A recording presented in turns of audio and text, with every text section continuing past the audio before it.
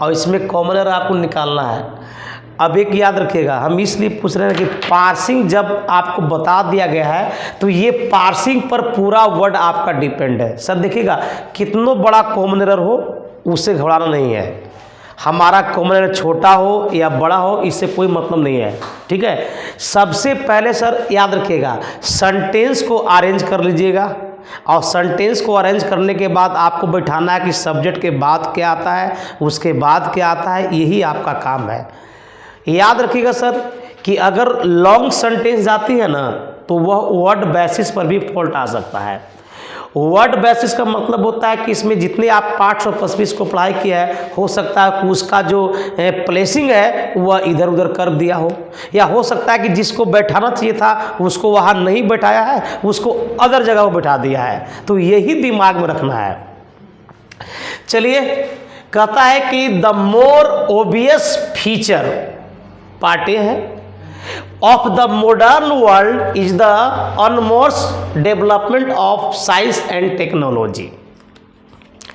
आइए पहले इसको हम लोग पार्स करके देख लेते हैं। पार्सिंग के अकॉर्डिंग वर्ड को पहले फिट करते हैं। चलिए, बात नहीं करेंगे। चलिए ध्यान दीजिए, सबसे पहले बाबू ये क्या है, यहाँ पे देखो तो ये क्या है, इस वर्ब है, वर्ब है ना।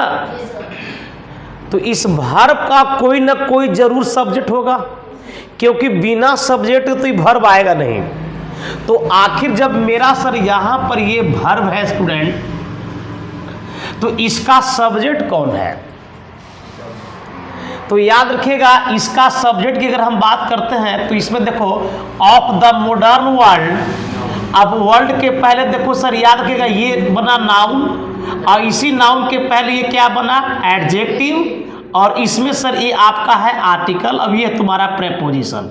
तो इसमें जो प्रेपोजिशन लग गया तो ये तो सब्जेक्ट बन ही नहीं सकता है। तो अब यहाँ पर वर्ब है तो इसका सब्जेक्ट देखेंगे तो sir of the modern world subject नहीं बनेगा।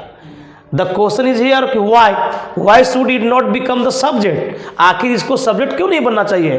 तो because this all position, this all words are tagged by preposition, ये पूरे प्रेपोजिशन से जकड़ा हुआ है। एंड जो वर्ड अगर प्रेपोजिशन को लेता है वह प्रेपोजिशन का ऑब्जेक्ट बनता है, और प्रेपोजिशन का ऑब्जेक्ट कभी सब्जेक्ट नहीं बन सकता है। तो यहाँ तक हमारा सर इसमें कोई हमारा दिक्कत नहीं है, ठीक है ना। इधर पहले आते हैं सर, फीचर क्या हुआ, सब्जेक्ट। ये तो नाउन बना ना, तो ये सर अपने आप में सर ये नाउन बना, और इस नाउन के पहले ये क्या बना सर, एडजेक्टिव। और याद रखिएगा स्टूडेंट, ये बना आपका एडजेक्टिव। अब जब ये एडजेक्टिव बना तो एडजेक्टिव को ये मोर क्या है, तो मोर ये कंपैरेटिव फॉर्म बना दिया गया इसको।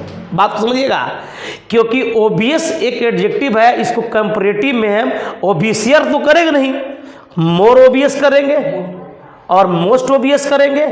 बट याद रखिएगा सर कि अगर हम इसको A2 रखे हो कोई दिक्कत नहीं है, बट क्या कहीं पर इसका कंजंक्शन, तो इसमें पूरे सेंटेंस में कहीं पर हम देन देख नहीं रहे हैं। इसका मतलब है कि वहाँ हमको A2 की ज़रूरत है नहीं।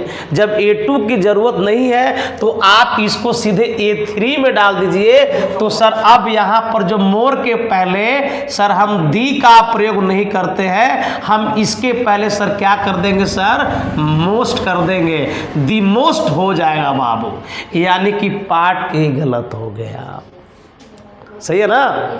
चलिए नेक्स्ट पर आते हैं सर, समझ आया बाबू। यहाँ पर दी मोर नहीं होगा, दी मोर क्यों होगा, दी मोस्ट होगा ना, क्योंकि सर अगर हम इसको कंपैरेटिव में अगर ले जाएंगे तो कंपैरेटिव का मतलब उसमें देन, उसका पेयर देन चलता है। देखिएगा कंपैरेटिव का पेयर वर्ड देन चलता है, अगर देन नहीं है तो कंपैरेटिव नहीं होता है सर। हाँ, फिर एक और रूल है कि हम कंपैरेटिव में भी सर दी प्लस A2 लगाते हैं। कब, जब किसी सेंटेंस में हमारा 1 of 2 रहता है तब। Because I told you in the article में बताए थे कि कंपैरेटिव में भी दी लगेगा, लेकिन उसका एक रूल है, उसका एक कंसेप्ट है कि if the sentence having of the 2 अगर सेंटेंस में ऑफ द टू कहीं पर होता है तो कंपैरेटिव के पहले हम sir the plus a two को रख देते हैं। जैसे he is the better of the two boys, होगा, क्यों नहीं होगा, he is the better of the two boys. तो इसमें आप कंपैरेटिव में भी आप दी प्लस ए टू कर सकते हो, होता है, बट सेंटेंस में सर आपको ऑफ द टू दिखाई देता रहना चाहिए। तो इसमें सर ऐसा कहीं पर है नहीं। The more obvious feature of the modern world is the enormous development of science and technology, उसमें कोई दिक्कत तो है नहीं। तो सर यहाँ पर यही दिक्कत है कि यहाँ मोर के जगह पर सर आप मुस्ट कर दीजिए सेंटेंस सुटेबल, क्योंकि ये कंपैरेटिव को रख नहीं रहा है सर। ठीक है जी, चलिए नेक्स्ट पर आते हैं। Critics of television often focus on the prevalence of violence in today's programs. नोएरा डी, एक चीज याद रखिएगा सर, इसमें वर्ब कहाँ है पहले ये पता करो। वर्ब तो जरूर होगा ना, क्योंकि सेंटेंस है तो वर्ब होगा। अब बताइए इसमें वर्ब कहाँ पर है। शायद आपको सारा वर्ड दिखाई दे रहा होगा, है ना, मैं बता देता हूँ सर। इसमें फोकस जो है ना, ये तुम्हारा वर्ब है। फोकस का मतलब होता है केंद्रित करना, है ना, जिसको अंग्रेजी में और बोलते हो कॉन्सेंट्रेट बोलते हो सर। तो फोकस का मतलब होता है केंद्रित करना, जिसको सेंट्रलाइज भी बोल सकते हो, है ना। तो I am just trying to teach your student critics of television often, excuse me, often not, this is your written often, but you have to speak often, not you have to say that is a often नहीं है, often है। और याद रहे often है क्या यहाँ पर, अगर ये प्रेपोजिशन के बाद इन वर्ब नहीं आएगा सर, दे जाएगा। तो ये क्या है, एडजेक्टिव के बाद वर्ब का अलाउड नहीं होती है सर। एडवर्ब 100% एडवर्ब भी है, ये एडवर्ब ऑफ फ्रीक्वेंसी बताया था ना अपन। तो याद रखिएगा सर, ये तुम्हारा एडवर्ब है, और एडवर्ब है तो ये तुम्हारा क्या बन गया, इसका सब्जेक्ट कौन है, ऑफ टेलीविजन तो होगा नहीं, तो इसका क्रिटिक्स है, और सब्जेक्ट तुम्हारा पीएल दिखाई देता है, तो वर्ब तुम्हारा यहाँ पर स्टैटिक पीएल को बिठा दिया। देखिएगा हर तरह से सर उसको आपको मैनेज करके चलना पड़ेगा। On the prevalent of, sir एक बात बताइएगा, ये क्या है, प्रेपोजिशन है। और मैं एक रूल बताया था कि प्रेपोजिशन के दाएं बाएं अक्सर यानी मोस्ट ऑफ आपको नाउन नजर आना चाहिए। तो एक बात बताइएगा, इन प्रेपोजिशन है तो सारे से हमको वायलेंस क्या बन गया, नाउन। और अगर ये द हो गया तो इसके बाद ही हमारा क्या होना चाहिए, नाउन। सर याद रखिएगा ये नाउन नहीं है, ये प्रिवेलेंट एडजेक्टिव है। तो सर याद रखना यहाँ पर वो क्या चाहिए सर, नाउन चाहिए। और प्रेवलेंट अपने आप में सर ये एडजेक्टिव है, तो गलत हमको यहीं पर हो गया। हम इसको सर यहाँ पर प्रीवेलेंस करेंगे स्टूडेंट, प्रीवेलेंस करना पड़ेगा, तब जाकर के प्रेपोजिशन के पहले नाउन आएगा। प्रीवेलेंट देखिएगा सर, प्रीवेलेंट हमेशा एडजेक्टिव होती है और इसी का नाउन होता है प्रीवेलेंस। तो प्रीवेलेंस हम यहाँ पे सेट कर देंगे, कोई दिक्कत नहीं है ना। यानी पार्ट कितना हो जाएगा, बी है ना, हाँ पार्ट बी हो जाएगा। अब याद रखिएगा टुडेस प्रोग्राम, याद रखिएगा सर एक इसमें और भी जो है ना क्वेश्चंस है, सस्पेंशन वाला सवाल है कि सर टुडे में एस लगा दिए हैं सर। तो याद रखिएगा टाइम में एस हम लोग लगाते हैं, ठीक है ना, ये टाइम में एस लगाते हैं हम लोग, इसमें कोई दिक्कत नहीं है, ठीक है। तो इसमें सर आपका पार्ट कितना हो गया, बी। चलिए देखिए, our school administration should seriously consider. Student पहले बताइए कंसाइडर क्या है, वर्ब, वेरी गुड। कंसाइडर हमारा क्या है, वर्ब है, और इसी वर्ब के पहले वाला वर्ड सीरियसली है, क्या है ये, एडवर्ब है। चलिए दैट्स वेरी ब्रिलियंट आंसर। ये हमारा सर क्या हो गया, एडवर्ब हो गया। शुड क्या है हमारा, मॉडल वर्ब है ना, तो ये हमारा मॉडल है, और इसी मॉडल के अकॉर्डिंग हमारा यहाँ पर V1 लगाया हुआ है, इसमें कोई दिक्कत नहीं है। तो इसका सब्जेक्ट क्या हो गया, आवर स्कूल एडमिनिस्ट्रेशन। उसके बाद कंसाइडर के बाद सर यहाँ पर गिवन दिया हुआ है। तो चूंकि वर्ब हमारा यहाँ पर है, चूंकि अगर वर्ब में गिवन डायरेक्ट होता तो हमको गलती होता, लेकिन गिवन को देखिए, given students more responsibility and empowering. Student याद रखिएगा, एक बार हमने बोला था कि जो एंड कंजंक्शन होती है, जो एंड कनेक्टर होता है, उसको हम बताए थे कि दाएं बाएं मैच कर लीजिएगा। तो स्टूडेंट सुन लीजिए, याद रखिएगा यहाँ पर रिस्पॉन्सिबिलिटी एम्पावरिंग है, तो एम्पावरिंग है सर, तो याद रखना एंड के बाद में हमारा यहाँ पर सर इसको V4 के रूप में दिया गया है ना। तो एंड का रिस्पॉन्सिबिलिटी मोर, तो इसमें एम्पावरिंग है, तो यहाँ पर सर आपको गिविंग के जगह पर आपको गिविंग करना पड़ जाएगा सर। याद रखिएगा, इसको हटाने के बाद आपको यहाँ पर गिविंग करना पड़ेगा, उसके हिसाब से पार्ट क्या हो गया, गलत बी हो गया, क्योंकि आगे और भी है sir, the student council to play more than a symbolic role है सर। तो याद रखिएगा भैया, यहाँ पर देखिए एंड के बाद एम्पावरिंग है और यहाँ पे द स्टूडेंट है, यहाँ पर देखिए ऐसी है सर, ठीक है, इसलिए इसको हम पहले सुधार देंगे, गिविंग कर देंगे, तब जाके हमारा सेंटेंस सर सही हो जाएगा। देखो बाबू ध्यान दो, मोर के बाद देन आता है, हमने बताया था इसके पहले कि कंपैरेटिव जहाँ होता है वहाँ पे देन आ जाता है। चलिए ठीक है। Our schools faculty and administration should not sacrifice high standards and regulations in order to make students temporarily happy।